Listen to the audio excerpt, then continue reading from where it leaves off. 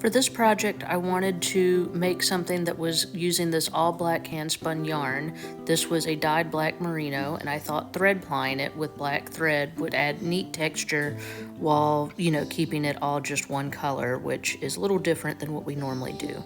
So you can see I've got my king bee, and I've attached the yarn and the thread. I just tied them together and then attached them to my leader thread.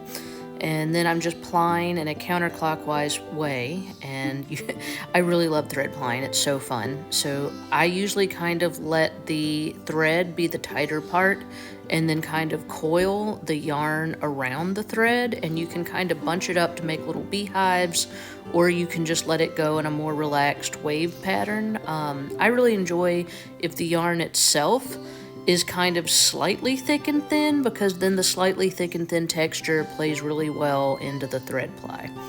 So you can see that that's what I did here. The yarn is definitely slightly thick and thin, and it turns out really, really cool.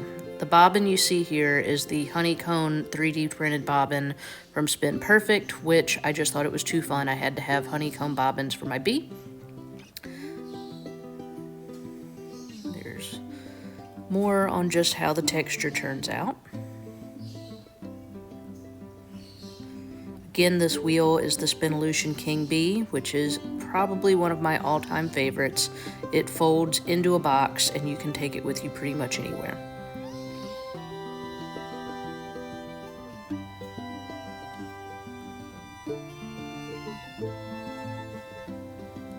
You get to the end, just break it off and twist it together, and you can tie a little knot, and then you've got this big squishy bobbin full of really cool textured yarn. I'm super happy with how this particular spin turned out, and I think I'm gonna have to make some more.